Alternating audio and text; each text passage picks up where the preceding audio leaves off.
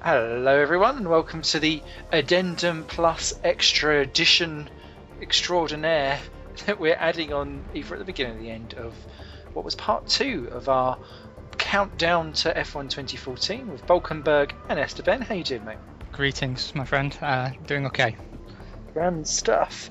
And what we done was, for the first time probably ever, at least in about a year, we recorded in advance. And we were proactive and everything, and then life happened. It definitely did. So what we wanted to do is just to clear the air, that some of the upcoming part 2 will either be cut or it will be right of the time of before the Japanese Grand Prix, because obviously you had the enormous accident for Jules Bianchi, and Forza Jules, we will both obviously wish him the very best, and we thought we'd go for a little mini tribute for him, wouldn't we? Yeah, we're going to do 3-lap race of Monaco, where he famously won his 2 points for Marussia, a team I've got a lot of affection for. To give context, today is it's Friday the 10th of October, and we recorded 2 weeks ago, I suppose. Yeah, not even that, I don't think. Yeah, so it was obviously very important to us that the comments we make, which, while not negative, were given context, because it would seem inappropriate to be discussing a driver's career when obviously he's in an unfortunate condition at the moment. Yeah, may not have, not only a career, he may not have a capable life. So we wish him all of the best, and also a mini shout out to Andrea De Cesaris, who passed around the same day. Yeah, another Minardi alumni lost. Shall we? Let's proceed. I like the way how you chose Monaco, and we are the most challenged drivers of the duo. Yeah. I just think the great thing about Formula One is that it's very much a people sport, and you see that most when something unfortunate happens. And everyone up and down the grid wants to do a little something, even if it's just an empty gesture. And if my empty gesture is pinballing around Monte Carlo on a video game with a guy from Essex, then that's fine. You are from Essex, aren't you? I am now. Yeah, no, I am. It's alright, I can be culturally insensitive to you, I just can't be insensitive about the situation. No, that is fine. Your insensitivities are perfectly sensitive. So, I'm going to go gentleman spuds out, 2 to the right on the options. I was just busy bogging at you. I will... Oh dear, no, I'm going to just go 1 across to the right, as per usual. This is, for me, somewhat like diving into a comfy pair of slippers, because I start every F1 game career at Marussia. See, I used to start it at HRT, and when they went, I went for Caterham. So I was not the Marussia man, even though I have a soft spot for all back markers, as anyone that knows me will. Oh, why is it just us? Oh, we had this last time, didn't we? Yeah, never mind. That's alright, it's a proper formation. Maybe we can repeat those rare occasions that we travel vaguely on the same part of the track at the same time.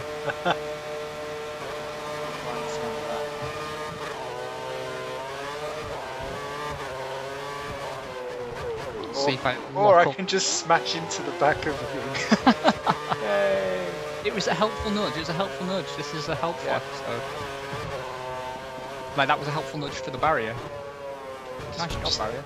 Yeah, well done for keeping me on the track still.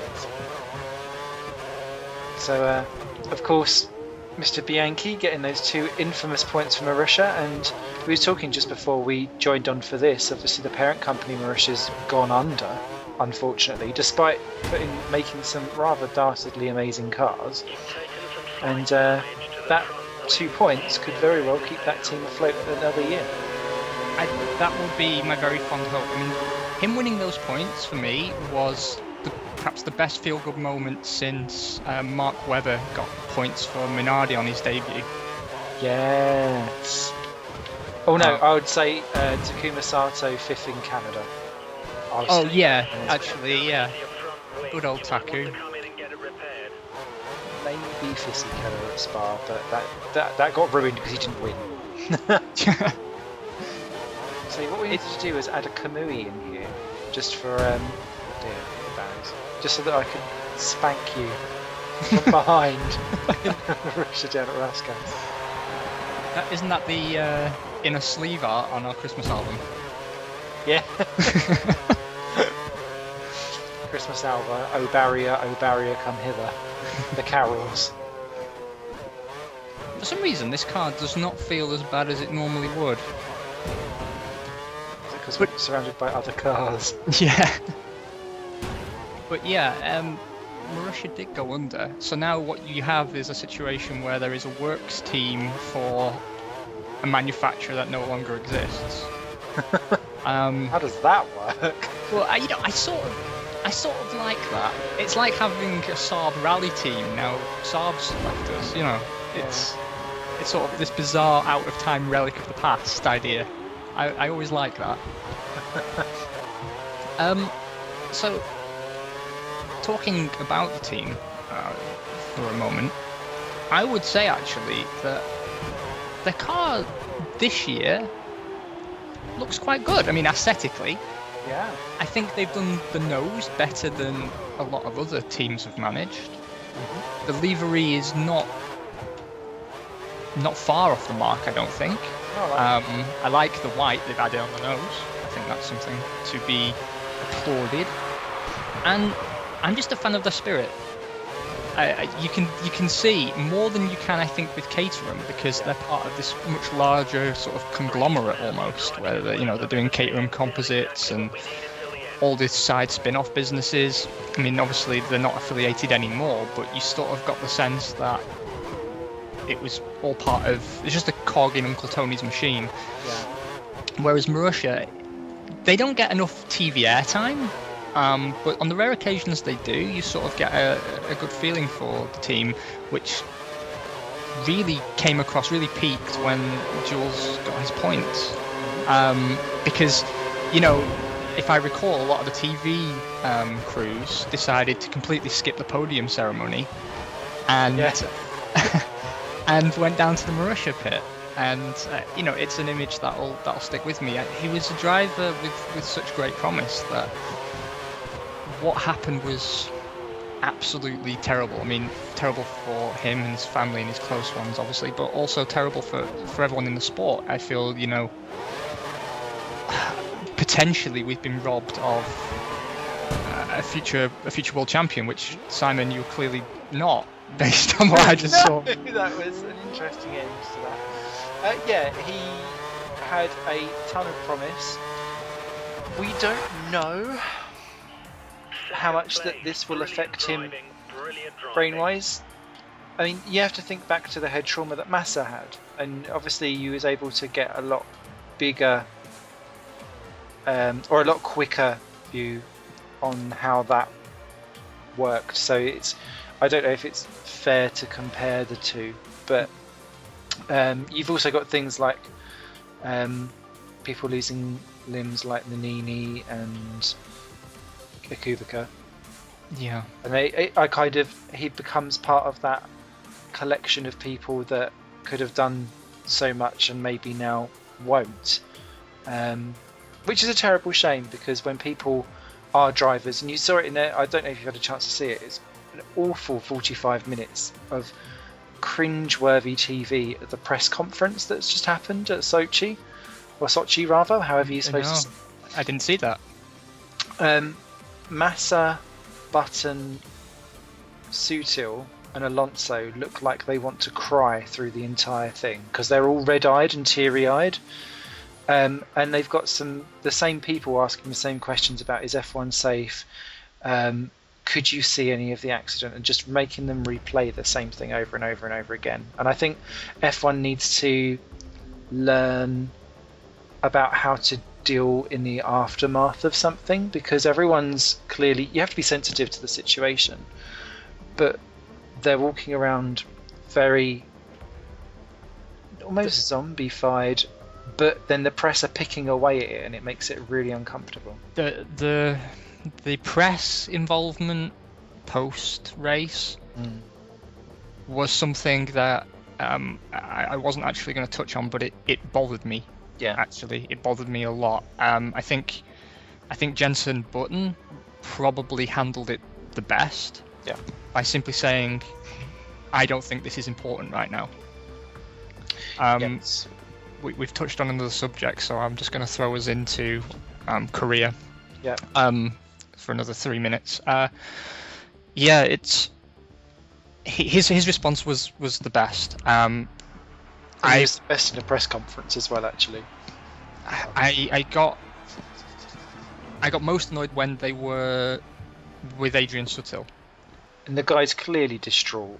Yeah, I mean, he had a very haunted look on his face, and I can't blame him. I'm not one of those people who goes out of my way to find footage of terrible things that have happened. I see no need to do it, but unfortunately, Facebook has taken it upon itself to automatically play videos that people share, and I have seen the crash, semi-unwillingly, and I think while it's absolutely tragic that he finds himself in the condition potentially he is, I think it's incredibly impressive that he's alive.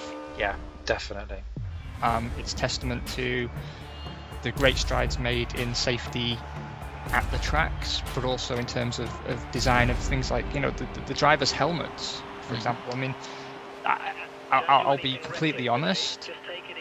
Even 5 years ago, I would have assumed. I mean, even now, actually, I would have assumed a crash like Jules's to have been fatal. Well, you just have to think of, again, another Marussia driver, Maria de la Valotta. Yeah. They're almost identical, but in a much slower speed. Obviously, she went head on into the lorry, but a very eerily uncanny. And if anyone ever gets a chance to read her book, it's really, really inspiring and fascinating, because it's almost as if she knew. It's weird looking back on it, because she's always said, like, any day after that particular accident was a gift, and then when she did pass away from further complications later on down the line, you can almost see like she really did feel like everything was a gift, unlike that racing line. Yeah, I mean, that was another absolute complete tragedy. Obviously, you sort of have less context to it because it wasn't under race conditions, and you don't know the circumstances, and it's not appropriate to know the circumstances. No. I don't think, but it's no less an absolute tragedy. What I'd like to avoid is, as many people have said, sort of any knee-jerk decisions out of this. Yes. I know that would be press-led or peer-pressured in.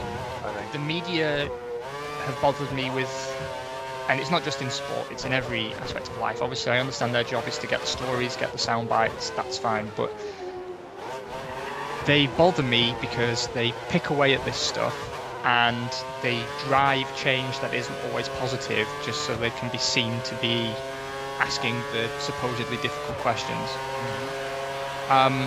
There's been a lot of talk, and I know Williams are quite keen to implement closed cockpits. Yes. Which, on paper, while you're in a particularly emotional state in the short term afterwards, may seem like an ideal solution. My concern has been, and I believe I voiced this to you already, Simon, that this sounds like the perfect solution until the first driver gets trapped in a burning car. Yeah. Or that windshield then actually shatters in a way that then punctures a lung or something like that. Precisely. F1 is incredibly dangerous. There's not really a way to get round that. I wouldn't oppose a sort of a frame, a roll frame, or a crash structure on the top of the nose. It looks ugly, but at the end of the day, I don't care.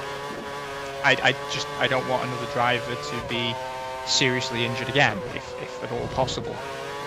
But a canopy, a closed cockpit, it just strikes me as incredibly dangerous. If you look at something like Mark Webber's incident with, I believe it was Heikki Kovalainen. The flip. Yeah, the flip. He would not have been able to get out of that car on his own. No. If a car ends up upside down and it's got a canopy on it, you're sat so low in the car that even if it had a side escape hatch, I don't think there's a driver on the grid limber enough to be able to unbuckle themselves and climb out at such a bizarre angle. It's not. I'm surprised to see so many reputable engineers suggesting it. I mean, maybe they're the professionals. Maybe there's an aspect I'm not seeing, but I saw someone posit the idea of, well, you can always pop it off with explosive bolts, but that sounds incredibly dangerous to me. First off, it also, that has propensity to go wrong. And if you're upside down, it makes not a jot of difference. And, it might be easy to say, well, how often does a car catch fire? Well, a lot more frequently since we've had hybrid power. Yes. And all you need is for some static issue to go wrong KERS-wise. Or ERS rather, sorry. Yeah, precisely. I mean, we've had KERS cause fires before. Yep. It nearly burnt down the Williams garage. Yeah. In Spain, it's all right. It's all right.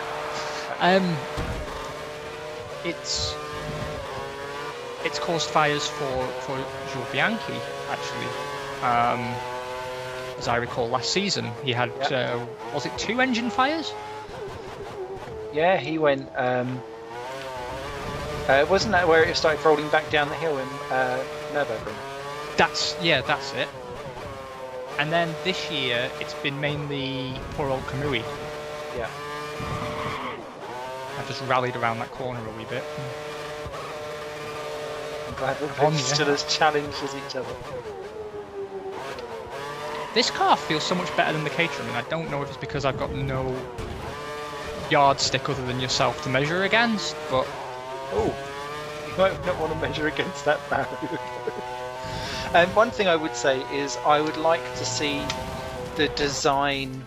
I don't know if it's possible. The design of a tractor to be more rounded. It seems like I don't. The rules of when a tractor comes out. I would say that by no means was a slip of the ball. Nowhere near as bad as Hockenheim this year, where clearly something needed to be done to Citiev's car when it was stuck on the start-finish straight, and all those guys ran out. I was like, oh dear, we're back in the 90s again.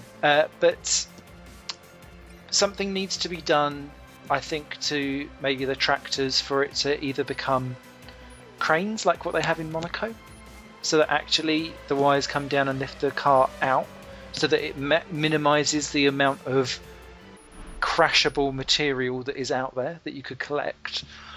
I know that is specifically a difficult place because you've got the crossover, so maybe they're limited on space as well.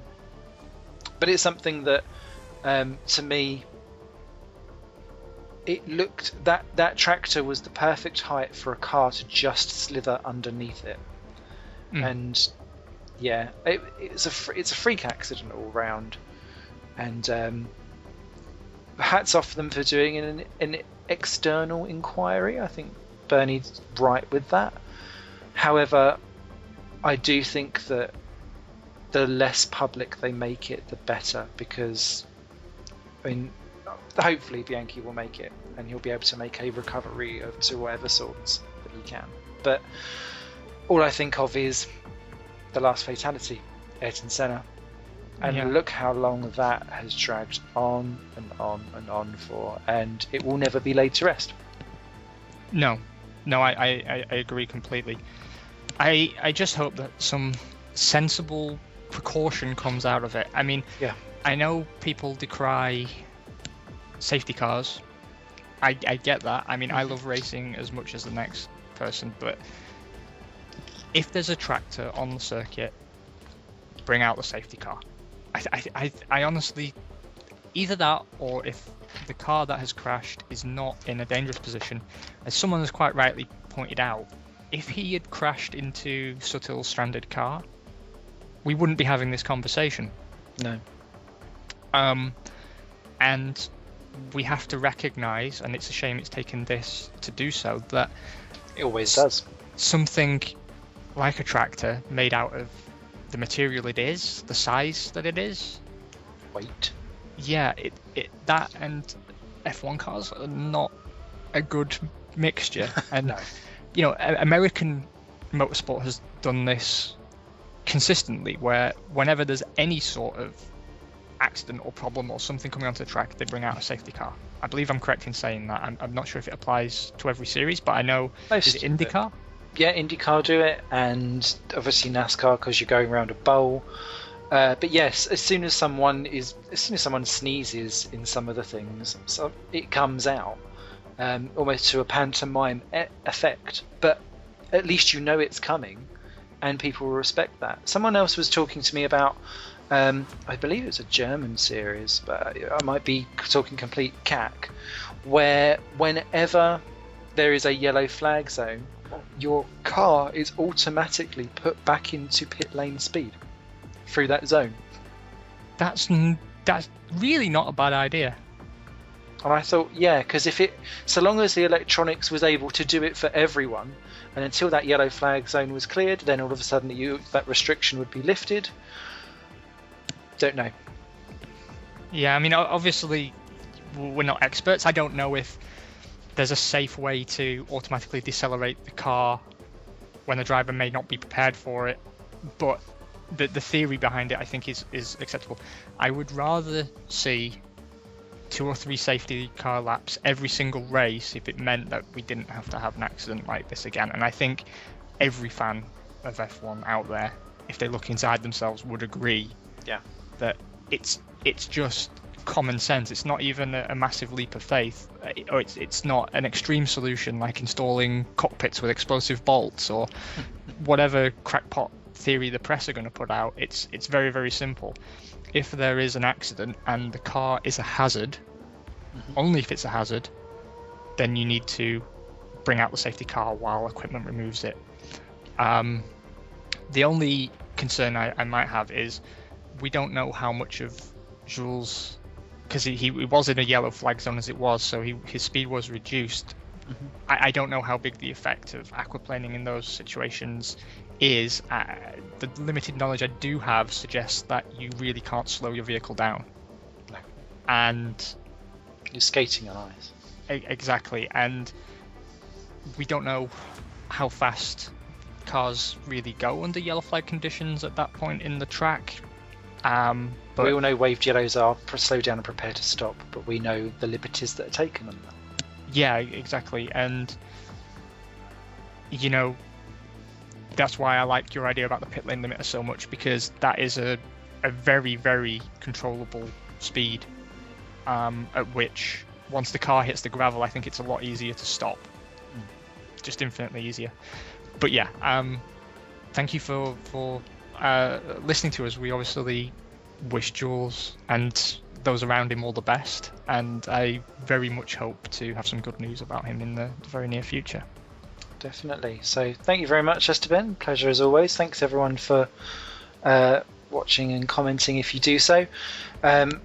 Forza Jules, and all the best to Andrea De Cesaris as well. You guys all take care, and we'll see you for F1 2014 when it comes out in just over a week's time.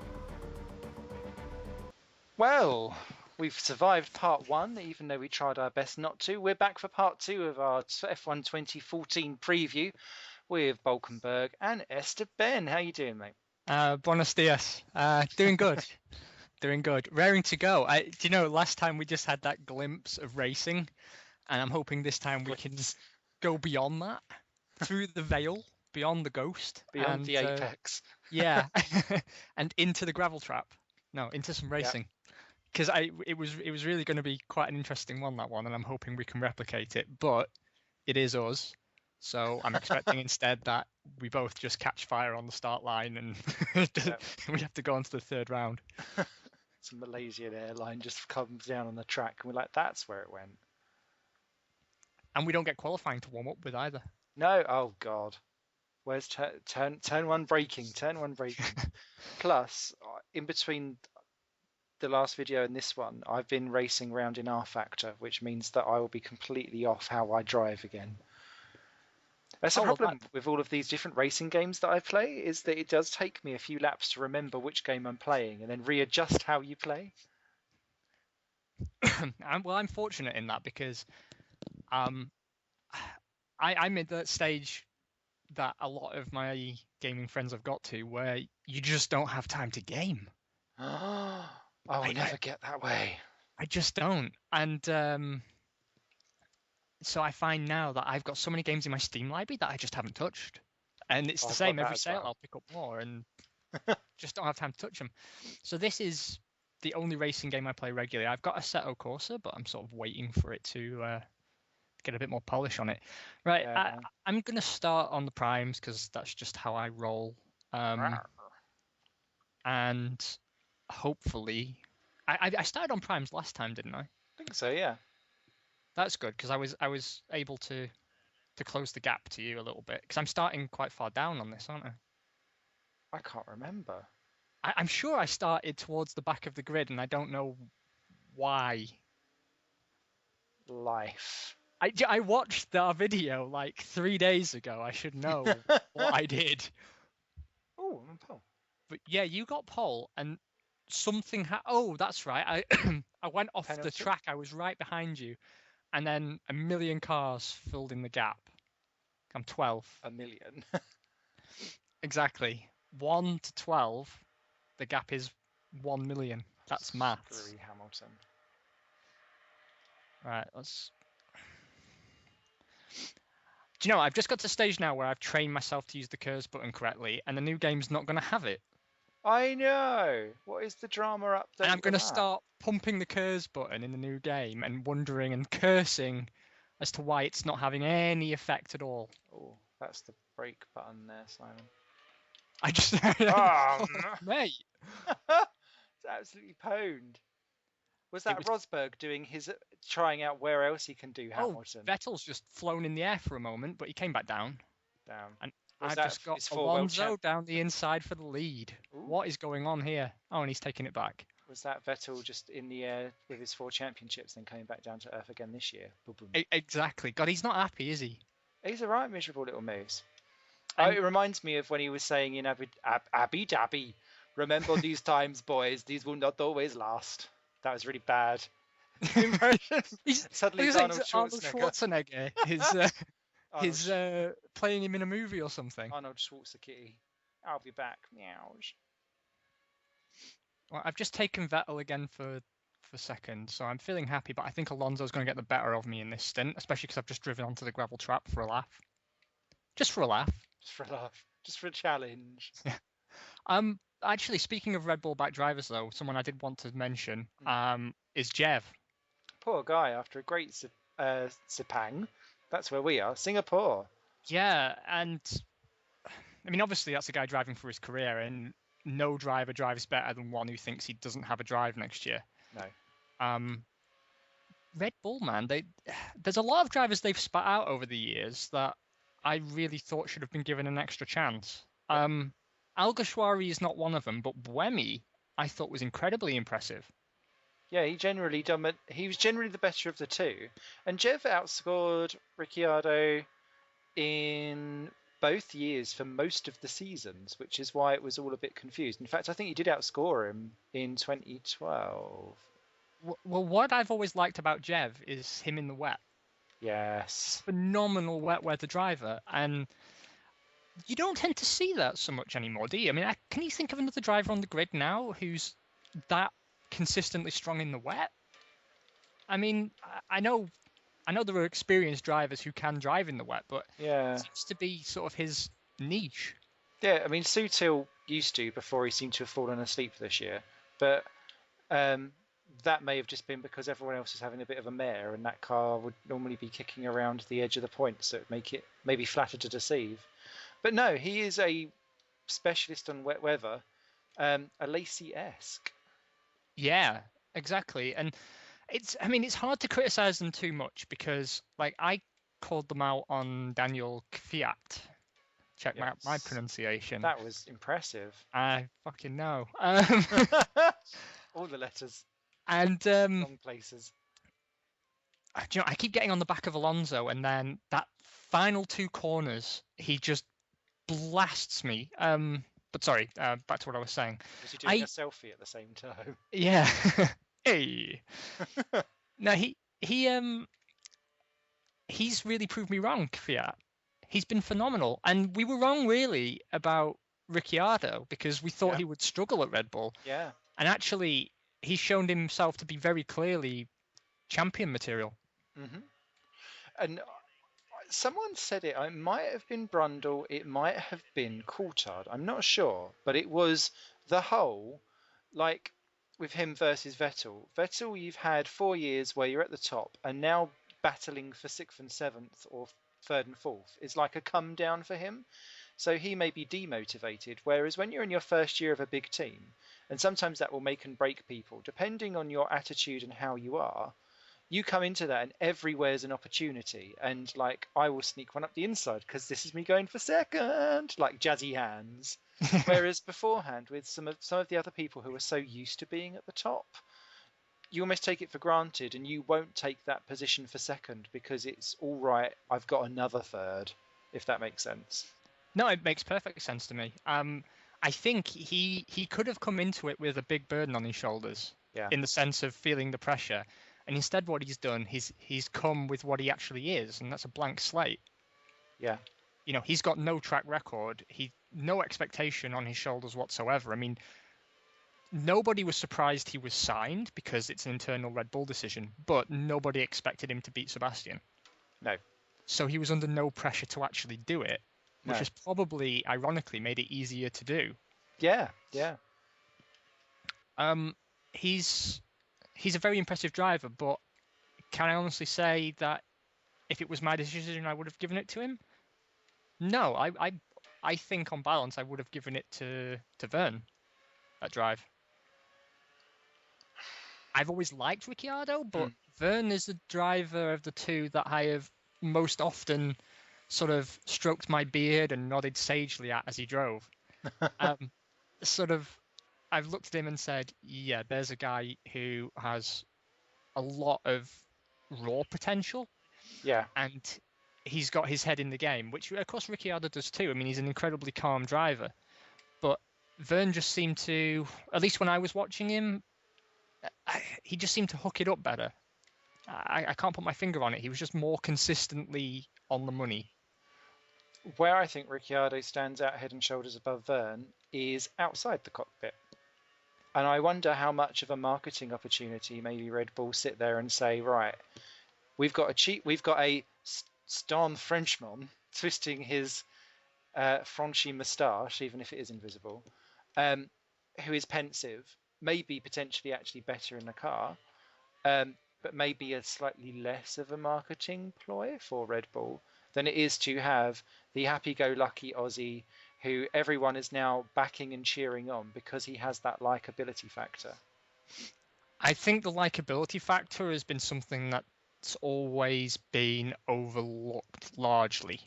Because everyone agrees that Felipe Massa is a really nice guy, but he doesn't have the marketing potential. I mean, what Ricciardo has is very much what Button has, in that he's good looking, which, with the greatest of respect to Felipe, he's not, or at least in my humble opinion. Any ladies out there? He's got the boyish smile and everything that's going to get a certain demographic. He's also very skilled in front of the camera, in the sense that he's got a way of expressing himself where you know he is expressing himself, but he doesn't cross any corporate lines. Yeah. So where there's a lot of drivers where you can see they want to say something, but they're holding back. It's no different for drivers like Ricciardo and Jensen, but they just do a much better job of masking it. They appear very comfortable delivering the company line as if it was their own line. Yeah, yeah. I mean, Jensen less so recently because that's frustration getting the better of him, and I can't say I blame him. No, I don't. And frankly, if I was in his position, I'd be saying it as it was, because he must know he's not likely to be in F1 next year unless he goes somewhere like Haas as their experienced driver that they say they want. Which is a shame because I don't think it's time to call for Button yet. I think there's still more in offering. The good thing about Button is that you know what you're getting. You're going to get 95% of a 100. And that sounds like that's a terrible thing to say, but no, I completely agree with you. Go on, I'll finish this sentence for you once you've delivered it. Oh, but you're not going to get El Matador. No, I completely agree. I would say Jenson Button is the best average driver on the grid. Oh, and I mean average as in consistency over a distance. What you've got is a driver who he has a consistent performance level across tracks, weathers, temperatures. Yeah. He's capable of managing his tyres in almost all conditions. I mean, how many races since he's been at McLaren have we been completely astonished at how well he's managed his tyres? Yeah. And then absolutely, you've got the commentators like practically flapping their floppy skins all over the place when he's not able to because it's just expected now. Precisely. And there's something to be said for drivers like that. It's a not to devalue Jensen at all because he's my favourite driver, hands down, but it's a Max Chilton quality where he might not always get it on the podium, but he will get it there. Unless there's an unavoidable accident or a mechanical failure outside his control, he will always get it there. And he will always be there or thereabouts. And are you pitting this lap, by the way? No, got 2 to run, my friend. Okay. I'm just in the zone with this car. We should have driven this car in the season. I would look a lot less like a complete dick if we had done. I should also point out for posterity, though, I don't know if you put it in the comments, Simon, but I've changed internet provider since we filmed the season, and it seems to address not all, but it seems to have addressed a lot of the disparity in performance. Yeah, that is true. Because I was on a different supplier when we filmed our 2012 season, which we never finished, but we got about halfway through, and on that you and I were very comparable in performance. Yes. And then the 2013 season you blitzed me by a massive margin, and that was when I was on a network that, thinking about it, I won't name just in case, because you just never know. But yeah, they were rubbish, and now I'm on one that's clearly less rubbish because the German capital has joined the civilized world and got cable broadband. Whoop, whoop. It's not like I live on the outskirts. Like, I live directly smack bang in the middle. Like, you can't get more central. And in the 21st century, they didn't have cable broadband. Completely outrageous, right? I thought you're supposed to have German efficiency in everything. That's a complete myth, mate. Since I've got here, that's a complete myth. Fantastic, fantastic people. It's a great country, but this idea of them being super organised is complete nonsense. The bureaucracy is insane. You'd love it. Perfect place to go for a civil servant then. Great. Shall we touch briefly on Singapore? Yes, let's, because it's not very often that we've actually just had the one race in between. No, it's not. And thanks to John Aspinwall, actually, for the comments. I think he was saying that he liked us talking about real F1 more than the games, so we shall make sure we do. Yeah, I've got a feeling that, contrary to the nature of your channel at large, I think this attracts maybe different people. Yeah. I have no idea. Talking real F1. First of all, I just want to open up with, how sorry do you feel for Bottas? Sorry, Boss 77 ass. All my tyres, all my grip. Bye-bye. Yeah, I mean, did you see the picture of the tire? No, Like, actually. someone tweeted a picture and it was completely delaminated. Like, there was no rubber left on it. It was down to the belt almost. Because it was Um, really funny on the last couple of corners where he just went to brake and it was like, no. And all of a sudden it was like, someone swapped that Williams for a Sainsbury's Tesco trolley. yeah. I mean, he's had such a good run lately, and Yeah. I was really hoping Williams could pull it off and get both drivers in good points, without Massa binning it. For this time, it was all about the tyres being binned instead. Oh, that was Well, terrible. it's one of the few races where the drama was almost entirely concentrated in the pre-race build-up with Rosberg. Yeah, And yeah. the end with Bottas having that, and then the Esteban having his massive fit. Yeah, Mr. Gloves. Yeah, he kicked over a trolley as well, didn't he? Yeah, something like that. He just, that fiery Latin temper got the better of him, and he just went. So what I'd like to see is a gif of you now throwing some mittens, preferably idiot mittens, the ones that you have to thread through your coat. I will make that.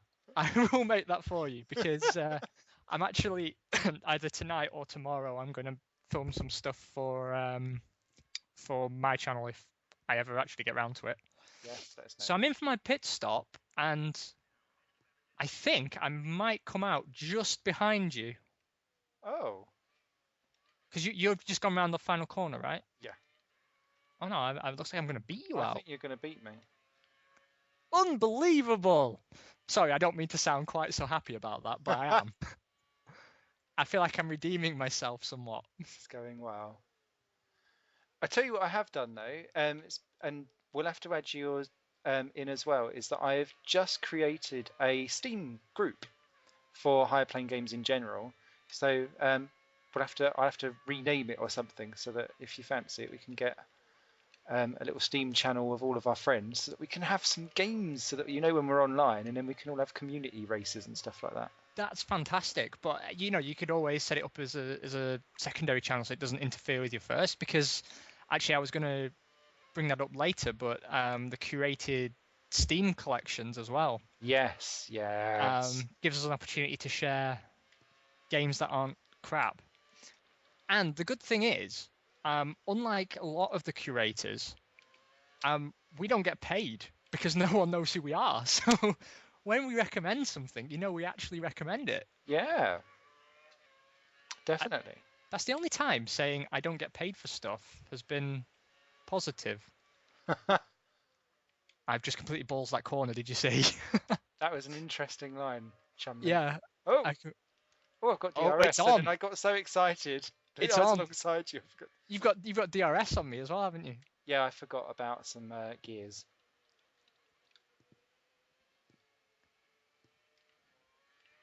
It's on now, pickled egg. Pickled egg. Come on, pickle. So back to the race, and I'll try and talk about the race while you gain on me. And we have our and I'm Hamiltoning you. I'm Rosberging you. Oh, and now your steering wheels come off. Yeah, so the race, it's going to be quite hard to talk about this because we're having intense wheel-to-wheel action, the best kind. Don't tell that's your girlfriend. Bottas I felt really bad for because after the race, Rob Smedley said that he thought operationally it was the best race Williams had run since he'd been there, and I could agree with him.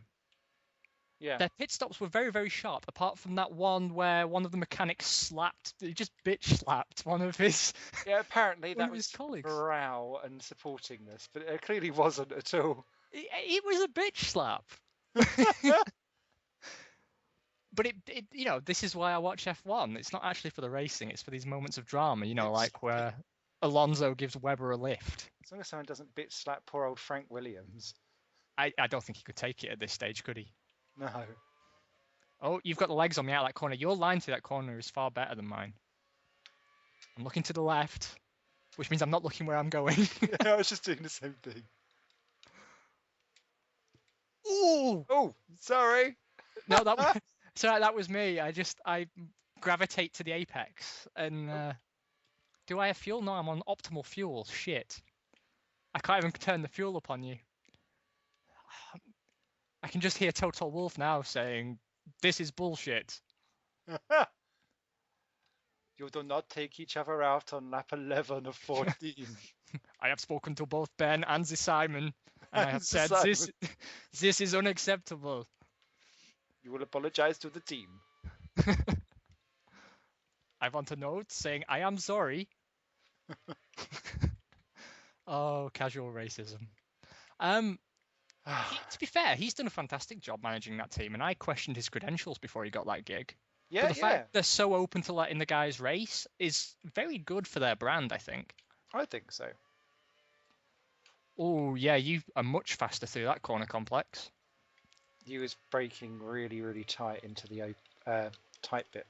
Oh, that's not the racing line. I've cracked like an egg. Call me the Iceman. The Ice Mexican. The Ice Mexican. Call me the line cutter. What was that? Oh, he was just dirt in my chops. I'm Dick Dastardlying you. Oh, Christ! I was so busy watching you. I've done the same thing. Excellent. Oh, I see. This is it. We can't. This is why we don't race each other, because we can't handle the pressure. Like the entire podcast element of this has just completely gone to bollocks now. It has, but it's not very often that we actually have spent some time together on a time. Suzuka, to be fair, was a lap. Yeah. And all we done throughout all of that was going, It's 30 seconds of just mad screaming as we charge into the corner. But, highlight. I was dabbling around when I got home from work, trying to put together a video of us just crashing and being really pathetic to the Chain by Fleetwood Mac to see if we could get an intro video going. Oh, you've just beat me out of there as well.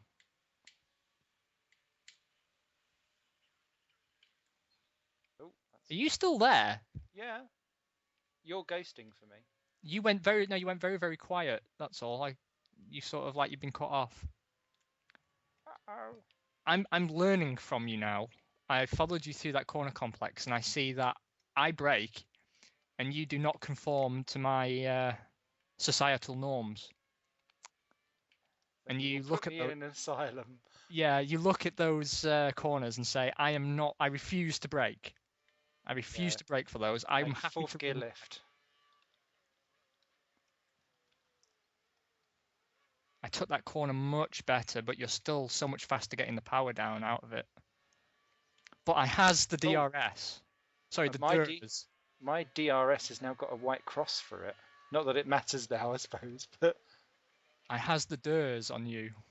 Uh-oh. I will stick up my fuel. This is good. This is good. I think I'm going to catch up to you at the end of this straight.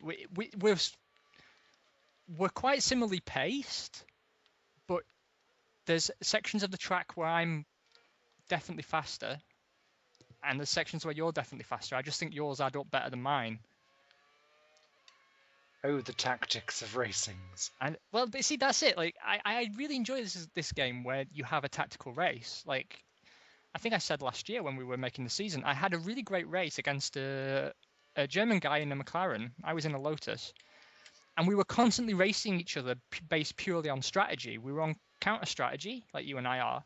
Mm-hmm. And just as my tyres came on, his went off, so he fell back and I passed him. And then he pitted and came out, and he would catch me as my tyres started to degrade. And we'd just be constantly leapfrogging each other all the way around.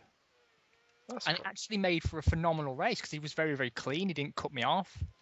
I've had 2 purple sectors, and you're still pulling away from me. I'm having purples too. Purple rain, purple rain. We'll put that on our Christmas album.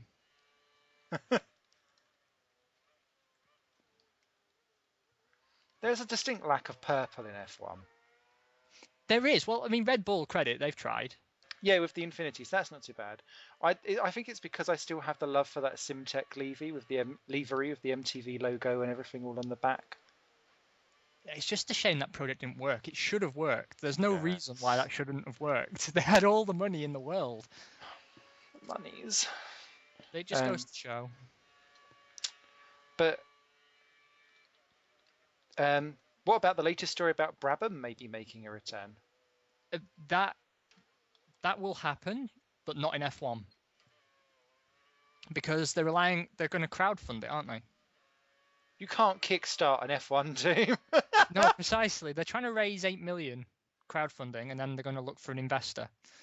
And it sounds suspiciously like some of projects that we need to talk about later on, actually, doesn't it? Yeah, it does. Now, some of the packages are quite interesting. Like, they've offered driver coaching to amateur drivers and stuff like that, but they don't know who their staff are, so who's going to be giving you this coaching? It's not David Brabham. I'm not interested. It's my tyres have gone, so you're pulling away now, like really gone.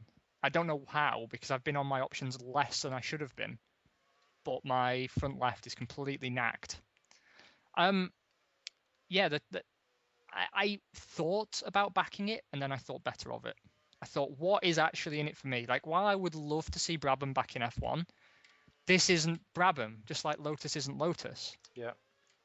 And, like I keep saying I'd like Tyrrell back in F1, but it'll never be Tyrrell again because that kind of operation just couldn't survive now. No. And, Brabham was an amazing operation. They were a fantastic constructor, and they hit their stride at a time where they were perfectly placed to hit their stride. And now they'd be a back of the grid effort at best, and you can't trade entirely on the heritage of a name. No. Lotus proves that.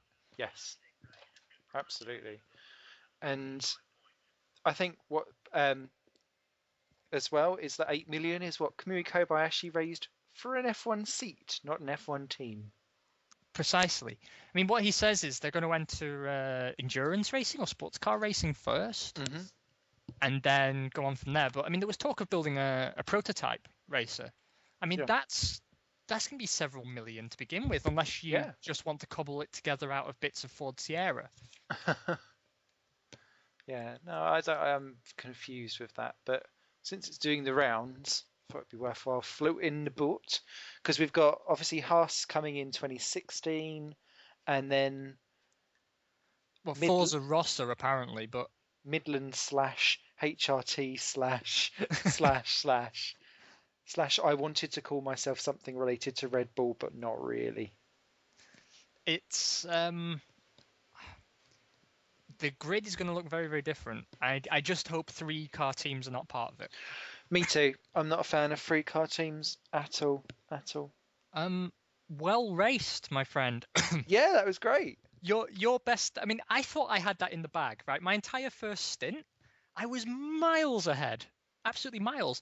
And you switched to the tire that should be slower on paper, and it was faster, and it was faster for me when I was on it.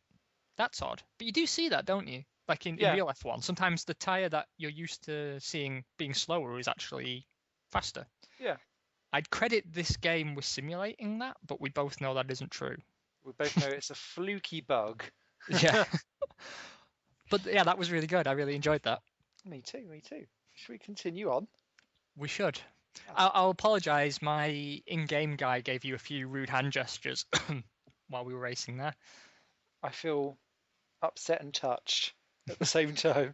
This is the first time I've done a race with you and not had a bollocking at the end of it. Look at you stood on the nose of your car, you big bloody show-off. Sounds about that. Just get down and give your mechanic a hug. That's the dignified thing to do. No. Well, if I'm being Maldonado, I've got to be a wanker. Off-tangent question. You had to pick a race engineer from the prominent ones. Who would your race engineer be? Ooh. Oh, it's got to be Smeds.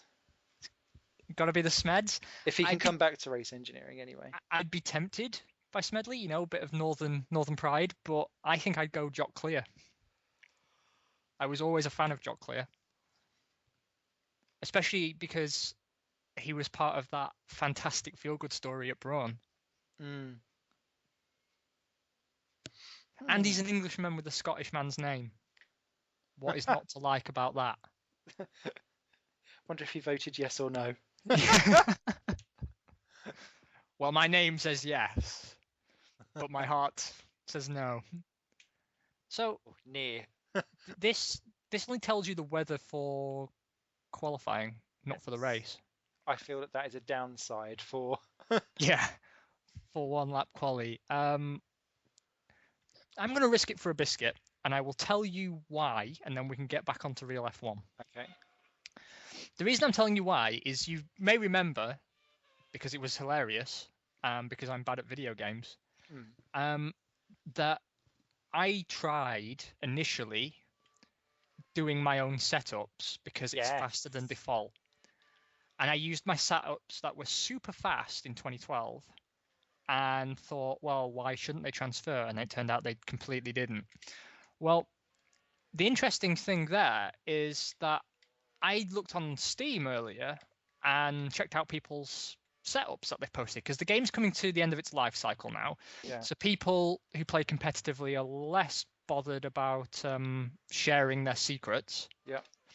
And you get a sort of more clear overview of what actually works. You know, people post themselves setting the car up and then lapping, so you know it's legit. Mm-hmm. And every single setup from the fastest lap time guy had front and rear wings set to 1 for every track in every weather condition. That doesn't surprise me with this game. And why that concerns me is, like, I question whether anything's actually simulated on this or not. Because, you know, they say it is, but then they would say it is, and it doesn't seem like it is, and it's all really bizarre. But the reason I question it now is that I know from experience with the default setups that if you go too low downforce on a default setup and it rains, you're shafted. Yep. So where is that coming from? There must be like 1 or 2 attributes in a setup where you actually have an effect on how the car performs, and the rest is completely arbitrary. How am I 6th and you're 1st when I was literally under your rear wing? I don't know. Is she saying after you, Nico? That's right. I can do a lot from 6th. You can. I can do it, especially if you have a turn 1 incident holiday again. If you decide to play in the sand. Got to meet the beach. Yeah. Oh, dear.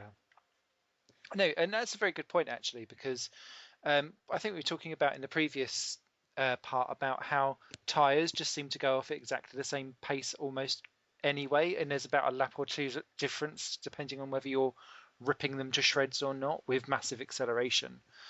I wonder what the difference will be between this game, obviously 2014, which is going to be this game essentially with a skin on it, different sound effects judging by the onboards. They posted an online video today about doing a 3-lap race around Sochi, and my God, that track looks awful. It's like Valencia had a child and called it Satan, or Sochi. That's video fodder. Yeah. We'll have fun with that one. We will.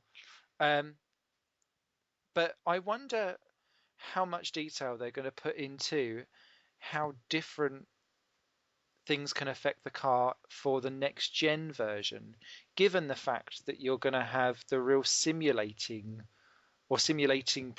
project cars, although it won't be massively simulating because it's coming to consoles, so they're going to dumb it down. They've now got someone really heavily in that arena, because I don't consider Gran Turismo in that arena, as that is a driving simulator, not a racing simulator, and the two are very, very different for me. No, I completely agree. I would like to see them, because the thing is that they don't have to change how the game plays at all. No. All they need to do is change the effect your input has. You know, imagine this game, but the tires wore based on how you drove. That's all I want, really. Mm-hmm. I mean, I arguably prefer the physics in this game to 2012, but only because they suit me better. That's entirely subjective. It's not an objectively better game. I feel there's a million times more grip in this version, and just about the entirety of Steam disagrees. And I remember complaining last season that the third patch just added a complete ton of grip because everyone was complaining that, oh, it's not grippy enough. If you think this is not grippy enough, you're driving wrong. And I drive wrong all the time. Like, I am consistently one of the worst F1 players you'll find anywhere. And even I know that if you're spinning these cars, you're driving wrong. Because like 2012 and 2011 especially, if you went into a corner with your DRS open, that was it. You were toast. Mm-hmm. Like the only way you could get through a corner with the DRS open was to constantly tap the direction you were trying to turn, so it wasn't one long consistent turn. You were sort of soaring at the wheel a bit. Yeah. Otherwise, you'd lose the back end. Here, I can fly through a chicane with my DRS open. It's just planted the entire time. The cars feel more weighty. And that's subjective. I understand that not everyone's going to like that feeling. But regardless, it works. And even if you go back to the old physics or new physics, or you create something entirely new, that's fine. But the game doesn't need to change. What needs to change is the simulation in the background. Yeah. And I would have thought that'd be a relatively easy fix, to be honest. Definitely. I'm with you with that one, sister. Preach. Praise that Lord. So this is the first of my tracks where I start to suffer. Like, my best performances are always going to be on the first two tracks. Mm-hmm.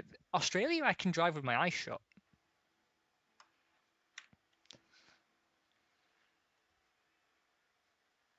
Aww. So we did promise back to real F1.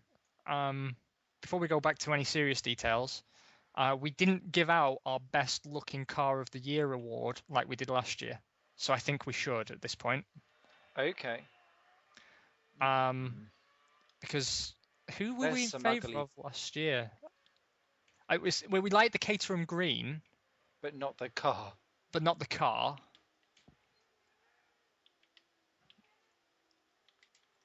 Oh, Hamilton's got past you. He's Hamiltoned you. Not for long. And I was about to catch you then, but I put a wheel on the grass and all went to bollocks. All went picnics. Yeah. See, this year... And we're talking livery, not design of the car. Oh, okay. That's different. Because they all look like dildos. There's no winner. Nobody wins there. No, everyone is fucked. Especially if you're being rear-ended by one of them. I do... Oh, God, I don't know quite what that corner was all about, but it weren't the apex. I do quite like the car we're driving at the moment, the Lotus. Yeah. I think black and gold is a lovely style. Ah! Oh, we both made the same mistake there. Yeah, it's the height of sartorial elegance, I agree with you. Although, for me, the best looking car this year, it has to be the Williams. Yeah. The Williams or the Force India. The Force India, I know, is a more controversial choice. But I would like to say that Smirnoff and Martini should be receiving a lot of consumer goodwill just for how their cars look, let alone for supporting the sport that we all love. Yeah. Because, I mean, let's be honest as well. I mean, I don't want to suck up to them, but they've come into the sport at a time most brands are leaving. Yeah. And they are... And how long will it be before alcohol advertising is banned because it's subliminally telling children to drink? Yeah, exactly. Because then food will be banned because let's not upset all of the Africans. It's just, Exactly. There's always going to be a problem. I mean, it was Durex sponsorship in the 70s, right? Caused those problems. They wouldn't put it on TV. So, yeah, there's always someone you can offend with any brand. I mean, there's lists of brands you boycott for various reasons, but, you know, that's just the nature of things. I just like to think that this plays some part towards bringing back an era where there's liveries that we can all appreciate, because it's been a dry desert of late, I think. Yeah, I agree. The mid 2000s, I think, were the best in terms of liveries, because you had the golden Jordans with the faces. Yeah, I You used to still, love those. Bitten and kisses. yeah, you still had. I like the '97 one with the snake at the front.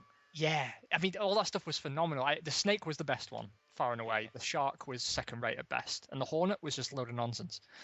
Although at least it did make sense with the colour scheme. Yeah. You don't see many yellow sharks. No. Sharknado free. Sharknado free. Eddie Jordan attacks. Eddie Jordan just appears from the sky. Yeah, makes you wear his shirt. And then eats you if you boo at the cup podium. It was a classic era for amazing liveries. You had the orange arrows, which I think is one of the best looking ever. You had Prost was still on there with the Ligier French Racing blue. Yeah, and that blue was a sumptuous blue. It was. And the BAR Hondas, once they got rid of the really plain, just a big fat red circle on the side. So I think we're talking like 2004, 2005, they went a bit more designy. They were really good looking cars. Yeah, although Jaguar's good. Yeah, Jaguar were great as well with their green. I really liked, when they done the twin livery in 99, when they first entered BAR, and you had Lucky Strike one side and 555 the other. There you go. That's good advertising memory for you. Product placement does win. When they were going to do single stuff, and it was going to be one car for one livery, the 555 one looked so IndyCar that I actually really wanted that design instead, because it reminded me of like a Milky Way moon. I didn't they run a 555 livery later on as well in the 2000s for the Chinese Grand Prix? Yes, they did, and it had like a blue bit at the top, didn't it? Yeah, and that to me was the best looking Honda car. Yeah, hands down. It's just a shame that they had no interest in continuing it for whatever reason. No, they went for the Earth Dream. Yeah, the Earth car was horrible. And then who else did you have? You had, what's Toyota? Yeah, I know they never changed their livery, but at least you knew where they stood and what they were on about. Yeah, and I thought the Toyota livery was simple, but it worked. Yeah, it did. It did. Unlike that Apex. But the only team liveries I didn't like during that period were Minardi. Yeah, because they were a mess. They were just all patches, weren't they? But yeah, I did. Conversely, I thought their chassis were the best looking in that period. Yeah, no, they were nice. I liked the my favourite Minardi liveries, because there are actually there's 4. Were the ones that they ran in the late 80s to early 90s, where it was black and yellow. Oh yeah, like the midnight blue, black kind of. Yeah, they were really, really pretty and distinct as well, especially when they had like Morbidelli and Fittipaldi behind the wheel, because their helmets were bright yellow as well, so that already worked. Then I liked it when Dolmio came on board and they went for the black and green. Yeah. In 95, 96. Because it used to make me laugh that your Dolmio car was driven around by someone called Pedro Lamy. So I was like, there's Medina, all in one car. Then I really, really liked the 98 and 99 liveries, where it was silver with a little lilac touch to it. Yeah. And then the last livery that they done that was any cop was a 2001 where they had Telefonica sponsorship, and it was all yellow with the Telefonica blue and white ribbon that was going across. That was quite cool. Yeah, I was going to say that's probably my favourite, but I also liked the European Minardi one, where it was black and white, I think 2001. Yeah, I thought that was actually pretty slick. But I agree with you on all the others. They were capable of making a good-looking car, which is odd because they didn't have the power to attract a brand that's conducive to a good-looking logo. Hence all of the weird patches later on, where I was like, stock that on there. I used to really, really like, actually, the mid-90 Tyrrells, where it was white with the blue. Yes, I did too. Very, The very Nokia simple. Tyrrell in '95, I thought was Yes. a belter, and actually, I like the And the Tyrrells at the end footworks. as well. Yeah, because they were white primarily, but they had a look about them. They did. It was sort of I don't know if it was the shade of white or like the little black highlights, Yeah. but it had an aesthetic that I found very pleasing. Very And the sponsors just kind of worked with it. I always remember I can awesome. name every sponsor on that car, Yeah. and that's strange for one that's technically so plain. But you've got PIAA, Yeah. Mort, Asprey, all these brands that are no longer in F1 and haven't been for the best part of 20 years, but they believe you're running standard revs. Do they Again, could believe? just ask you. Walk across the garage, peeps. Did I just cut you off really badly there? I really Little can't bit. tell where you are, and I don't want to chicken out. Only a little bit, but it's all good. Because I gave you a hand gesture, and then my race engineer was like, "Don't be a dick." Those were his You're exact so words. Latin. Yeah. It's my Mexican blood. But those were his exact words. They were like, "Esteben, don't be a dick. Don't be that guy. Don't do it." So we've gone on a nostalgia trip. Back to real F1. Can I just give a shout out as well for Are you saying about the orange arrows when they were footwork and they had the white with all like the weird little colours that were like mini flags or like pixels that went down their livery? Oh yeah. To be fair, arrows though have a really good history for liveries. The one Damon Hill drove, I thought was really good. The blue and red Power Horse one the year before. Yes, with Verstappen before his toddler son joins next year. Exactly. There's a segue if ever we needed one to get back into current day stuff. Yeah, because we were talking about Toro Rosso just before we went off on a massive tangent. Yeah, as we do. Yeah, I mean, because what I was saying 2 races ago was Kvyat I criticised, and I would instinctively criticise Verstappen. Mm-hmm. But I only Pitching, by the way. hear stuff about how amazing he is. And if they're prepared to get rid of Verne for him, I'm guessing there's probably a good reason in a way that there wasn't a good reason before for getting rid of Buemi and Alguersuari. Because they were just fed up, weren't they? Yeah. They were just because they couldn't work out which one was better or worse or whatever. Massa? Has Massa just overtaken you? Yeah. This game is not realistic at all. Aw, love you, Felipe, but no.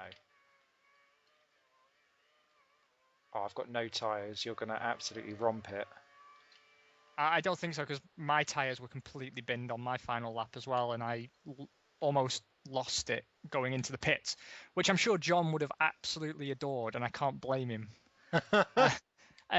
Thanks again for your email, by the way, John. I know you tend to correspond with Herr Smith here, but I always forward them on. Yeah, he does forward them on, and obviously I won't go into details or anything, but I was really stoked to hear your news and everything.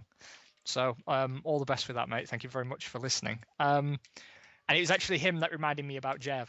So credit where it's due. You're now essentially taking my notes since I stopped. Although I do want to say, John, was it written in the stars that you would end up watching this podcast, considering your surname is A Spin Wall? Essentially summing up our entire career in one surname. That's a very good point. But yeah, from my side, I feel I should end up my end of the bargain, and I promise at least one race next season I will find a way to comedically bin it on my pit entry. Okay. It's my solemn duty now. Oh my god. I don't know if it's still funny if you do it semi on purpose, because after I read his email, I went back and watched that one, and it was at Singapore, wasn't it? Where I'm having a conversation with you, and you go around the corner, and I turn into pit and just completely, just completely miss it, and hit the corner. Gold. It's phenomenal. Comedy gold. I'm hilarious. But my query is based on his dad, because his dad came into F1 too young, right? Verstappen. Don't you think part Oh my god. of old Jos is going to be thinking, Oh shit. yeah, is this history repeating itself? Retro bit of history repeating. A bit like Vettel's just lost his rear wing on my anus. But Yeah, and it does feel like that. I know that they say, oh, well, F1's not going to come knocking and you need to take your opportunities. And I get that. I really do. But. And it's funny, actually. I listened to the F1 Rejects podcast, and they are just having exactly the same discussion as this, as to, is it too young? Does then a 17-year-old in F1 imply that F1 is then too easy because any old toddler with half a go can, you don't have to build up to it anymore. You can just walk in and go, ta-da. And that would create an issue in itself potentially, because if you're trying to make them superhero people and make that the show, anyone could be the show. You and me could troll along if I didn't have moves and you weren't handily dyslexic. my honest opinion is that I suspect most people off the street could probably hop into an F1 car and drive a lap. I'm not saying they'd be fast or that they'd make it to the end of that lap, but I think these cars are complicated, certainly, but in a way very differently from the 90s. Like in the 90s and the 80s especially, you can see them fighting the car. Yeah. Now they complain and they say there's a problem, but the problem appears to be too much torque and tyres that are comedy and just fall to pieces. And I don't think over one lap they're actually problems. And I think what this does, I think this does devalue F1 a bit. I think it shows that why waste your time in the feeder series? Yeah. Which actually I've been enjoying really, really a lot this year, as I have done the last couple of years. Yeah, and it's good that there's multiple route rays into F1, but do you think that they should do something with an age limit or a racing in single-seater timescale limit, that you have to have completed X amount of races above X amount horsepower before you go in, or something like that? I completely do, and I think a further stipulation should be like, not a case of you have to have raced, say, 30 races, but you have to have finished 30 races cleanly. No incidents. No incidents. No, because, I mean, we've been lucky this season. I think the problem is this season the rookie talent has been so fantastic that it leads you to believe that everyone can be like that. Yeah. Because, I mean, Fiat has made some balls ups. That's fair to say, but they've been very few and far between, and he's recovered very admirably from them when he has. Yeah. But I think that's just down to him having the right head on his shoulders. Kevin Magnussen has been impressive in a different way. I think if I had to suggest which one for me had been the better driver, I'd say Kvyat completely. Same. Because Magnussen's just in a better car, in a bigger team, in a better car, and he's been essentially a bit groomed for that, whereas Kvyat's not been groomed for so long. No, precisely. And the thing is with Magnussen, I mean, like he showed his spirit definitely at Singapore. He finished a race a lot of younger drivers would have bailed on. He was being cooked alive, basically. You heard about his car overheating, right? Yeah. And he had to stop drinking because his water was boiling. So he was scalding himself when he took a drink. Yeah. Crazy. So very impressive to finish and get a point. But for me, Kvyat's the better driver, and Magnussen has done something. Oh, careful. Kvyat has, for me, ballsed up in more excusable ways. Where Magnussen's knackered up, it's been through being overzealous. He's trying to prove himself too quick.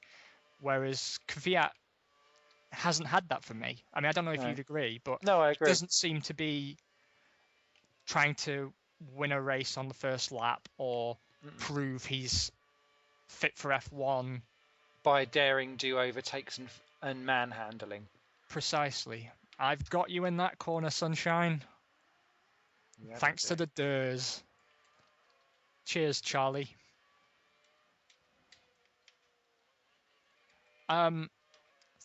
Cheers, Ballard. Yeah, no, I agree. And although Ron keeps on going, oh yeah, fighting spirit, blah blah blah blah blah, it's not. If it keeps getting you penalties, then there's a point where you say, all right, enough's enough, or you say, calm it down a little bit, Maggie. And a lot has been made of the fact that Button keeps getting out qualified by Magnussen, but then look at the points. Yeah, and I actually think that's been part of Button's undoing. Yeah. I think even McLaren are blinded to that on the inside, and they're saying, well, Magnussen is putting it together more consistently, which is the complete opposite conclusion anyone who looks at it will draw. Yeah. I mean, what he's showing is that he can be fast over one lap, which we all knew anyway. But that's not what really matters. It's a tough one. I mean, I definitely think he's fit for F1. I think both of them are, and that's because what we really needed was one of them to fail in order for F1 to really look at this and take it seriously and say, okay, the feeder system isn't working. The monetary incentive to take an unproven teenager is arguably too high. Let's address this in the rules. Mm-hmm. And normally I hate to see the introduction of more regulations. I like the way how you did not have DRS. I did, but you still caught me on the slipstream. Yeah, but we both know that's not simulator. That's just bollocks. It's just big waving hairy bollocks. Exactly. Oh, I've got an extra lap of fuel. Now you're for it. Uh-oh. Oh Christ! I've been Hamiltoned. Oh, you have. Where did that twonk come from?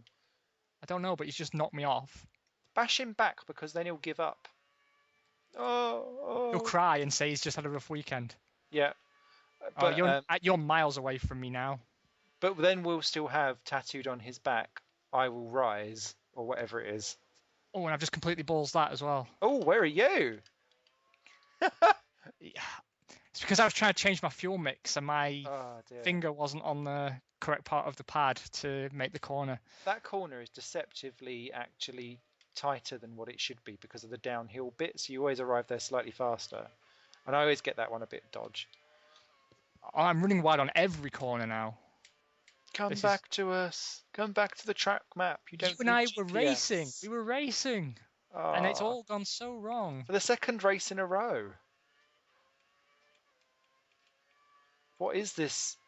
I honestly thought I might have pipped you on that one at the end because my braking point is about 20 meters later than yours going into that corner at the end of the long straight. Mm-hmm. And I thought that would pay off and I'd pip you like I did 2 laps ago.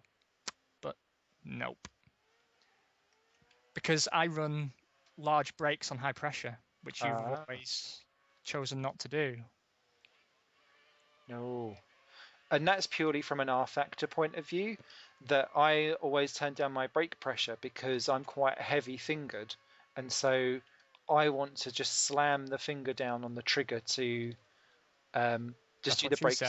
Yes. Sorry, I couldn't hold it in. It's desperately unprofessional, That's but what I he couldn't said. hold it in. Oh dear. Said vicar to choir boy. That has utterly put me off. Oh yeah. So yeah, my the braking pressure, I always do quite low, so that when I proper just ham fist thumb it down, I don't have to think and worry about that. I only have to worry about occasionally dealing with the throttle and being much more precise on that, which has been something that I've really had to work on, just in sim racing in general, because where cars seem to be getting a bit more towards, apart from F1 games, this idea of feathering the throttle and not being able to floor it because you just rinse up the tyres and spear off somewhere. Yeah. It's becoming more important in more games, so it's having the right, not a fat, hefty, lumbering trigger finger. A technical term. bit of an insider view there. Yeah. So in summation, as we enter the final lap, and I've dropped down to fighting for 4th with Alonso, Oh dear, is Massa down there? I knocked him off at turn 1. Yes, he is. Oh, good. He doesn't look happy. Oh.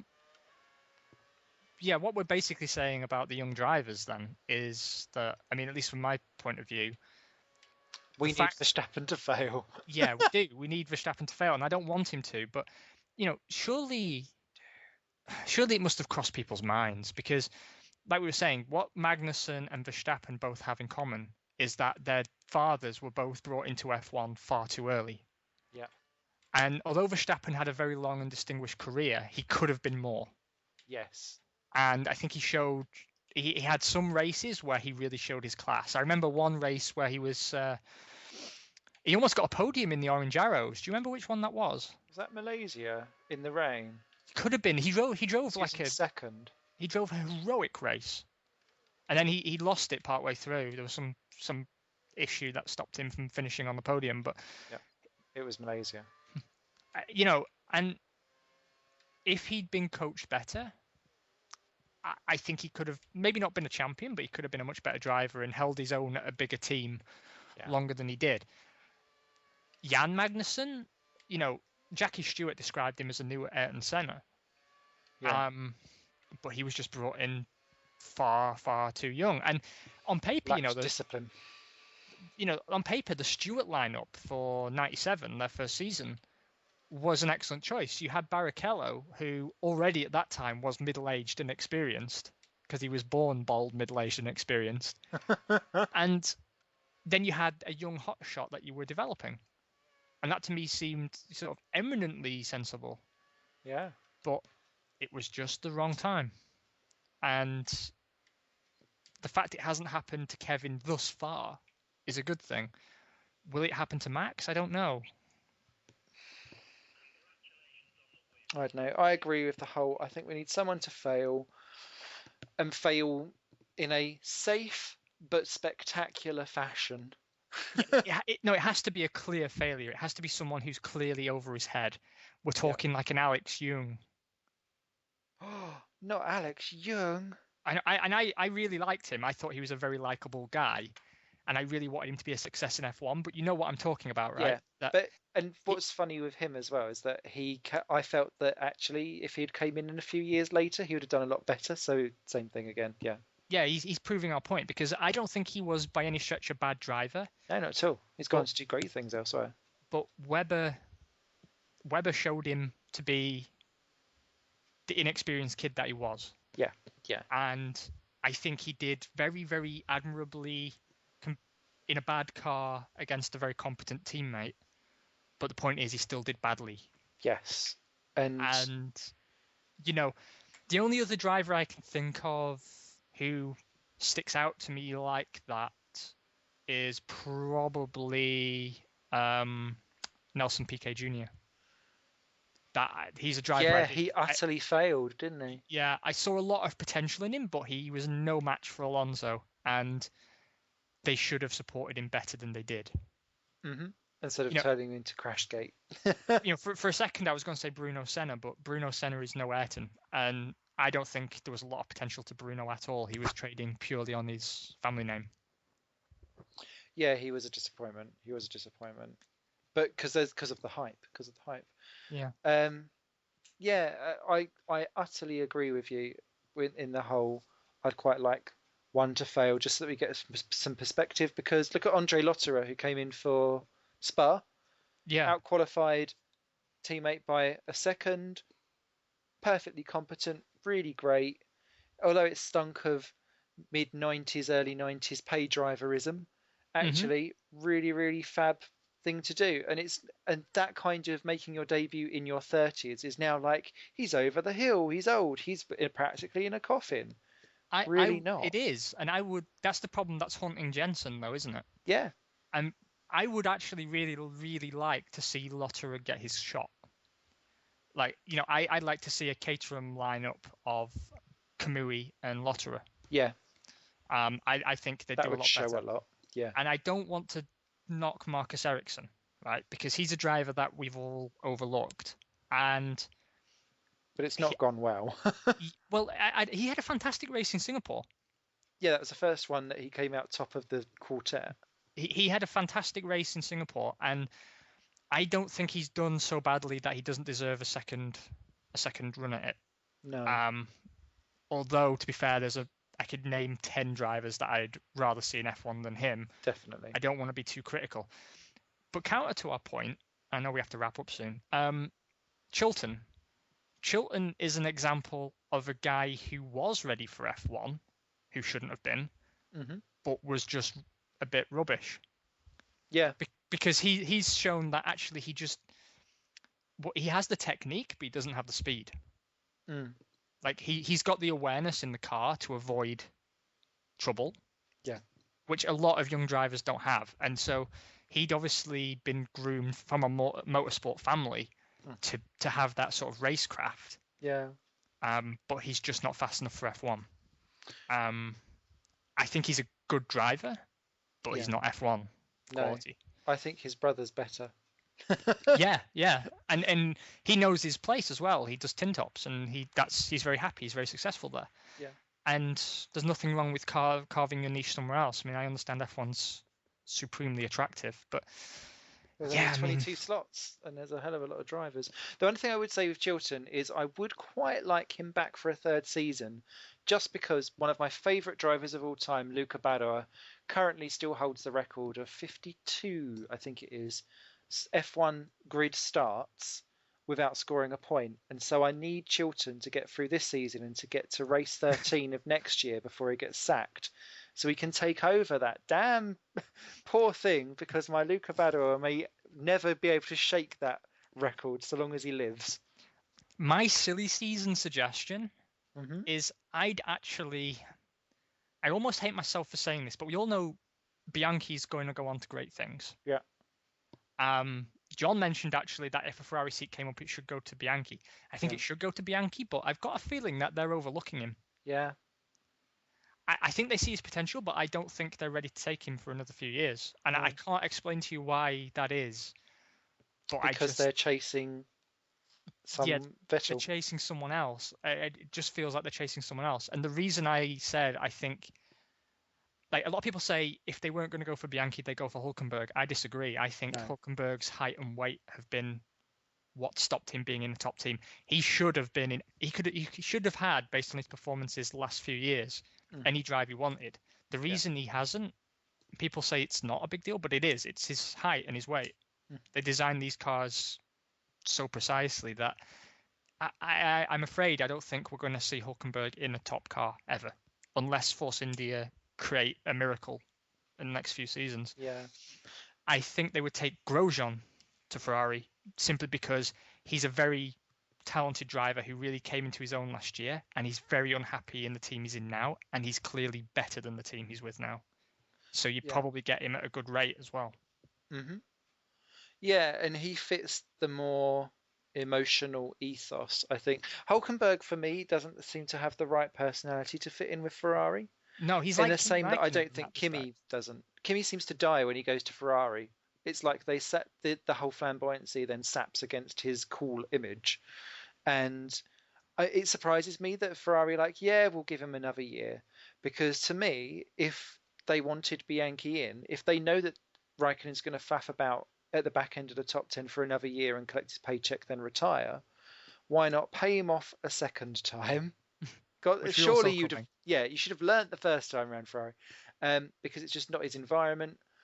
Get Bianchi in for a trial year if you know that 2016 is your platform, because then you've tested the guy out, and if he's no good, then you can put him back to Marussia for another year, or whoever else is going to have Ferrari engines. Is that Haas? Yeah, Haas and Sauber. Yeah, you've put it better than I was able to, but that's exactly what I was trying to say. That I understand the logic behind saying that Bianchi would get a Ferrari seat, but I just don't think that he would. I think I don't know why he's being overlooked. I think he's capable, but they just seem to be casting their eye elsewhere. And to me, I mean, Grosjean is a no-brainer signing for a top team at the moment. I just think that he can deliver.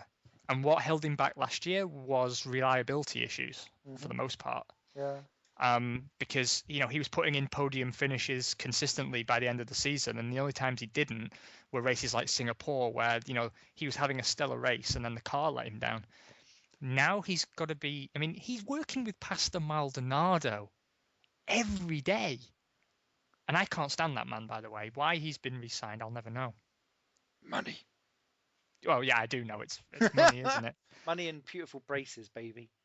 It's Did you hear him after he wrote off the car? No. He said, "Oh, it's no big deal. It's just a practice." Like that shows as they sink further into debt. Yeah, like that shows to me a complete lack of team spirit. Like he has no understanding at all of what his mechanics are doing. Mm-mm. Like no driver ever would say it's just nothing to have a little bit of an accident, because they know how hard the team works. No driver has won a championship on their own. Absolutely none.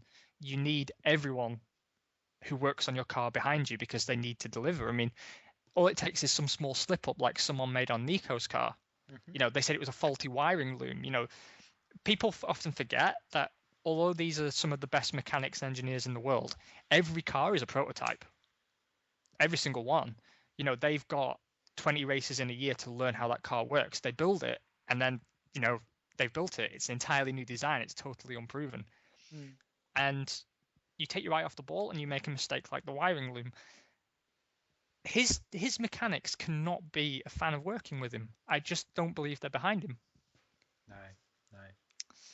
But hey, we've waffled on quite enough. It's funny how the real quality F1 talk always takes place after we've crashed and or crossed the line. It's that whole men can't do two things. We're proving it true right here. Science in action. Well, thank you very much. Yeah. Yes. Reinforcing gender stereotypes. We are. And we'll be reinforcing more concrete walls and barriers in a couple of weeks' time with F1 2014. I've not been able to get the day off work for it, so it may be that we'll have to do an evening. But that will give you plenty of time to practice the thing.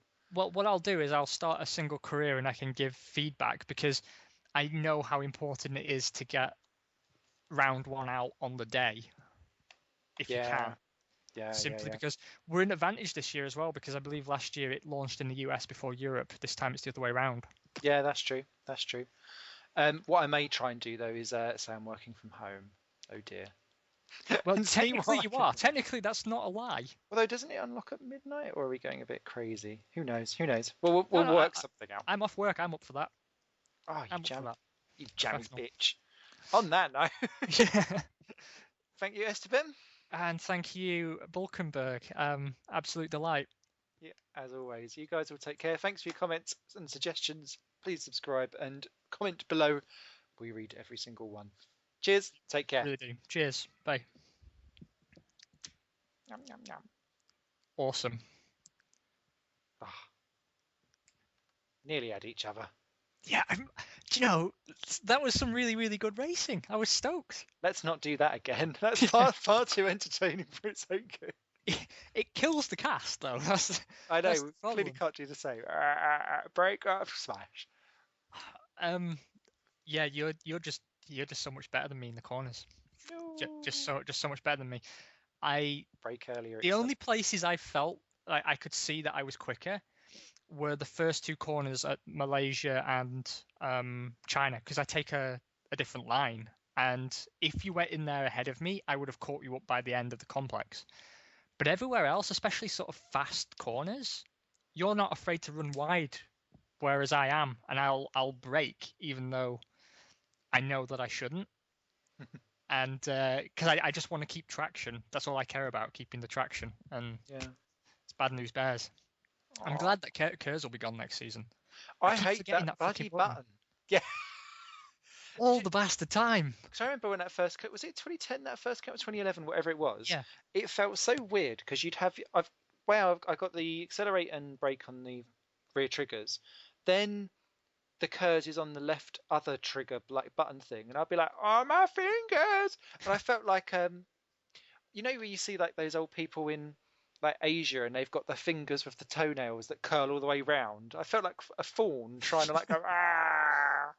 Yeah, it's kind of unintuitive, and I never feel the benefit of it. No, oh, if I throw my controller around. You can you can feel it like on the graphics, as if it's as if the graphics then like does this weird blur effect, but I don't really feel like I'm going any faster. And it makes a noise. You can hear like a little whirring added to things. But what I noticed, I did a lap or two before you got here, and I did Australia in the wet in the Lotus, just a 3-lapper, and I did a test whereby I would hit the curves button into a corner on one lap, but not the other, and I didn't really notice any difference. But it was very wet, so I'm guessing I was just spinning the power away. That's a problem I really have actually. With all these games, that because I'm not using pedals, I do feather the throttle a little bit, but when I say you don't have the same control right with a trigger, I just feel like I turn a corner and then I'm static far too long, and then because I feel the power isn't being put down, my solution is more power. So I squeeze the trigger harder and I just end up burning more and more of my power away, and I don't get away any quicker. That's why Hamilton and Alonso monstered me. I had a Monza moment as well. After you passed me and I first touched the grass and lost you, the subsequent 5 or 6 corners, and this is why I'm so glad we filmed this from your perspective, the subsequent 5 or 6 corners, I was nowhere near taking those corners correctly. I was like Alonso at the weekend, I'll just go off the track and come off wherever's convenient for me. It was really, really bad. It was like when we filmed Monza last year where I had no sleep the night before. I could not talk about F1, be in a good mood, and actually drive the game. So I thought, oh, fuck this. And there's that great shot of you coming around the corner just as I hit one of the safety sausage curbs and take off on that tiny chicane. Good times. Memories. Oh dear. Well, I shall look forward to this one going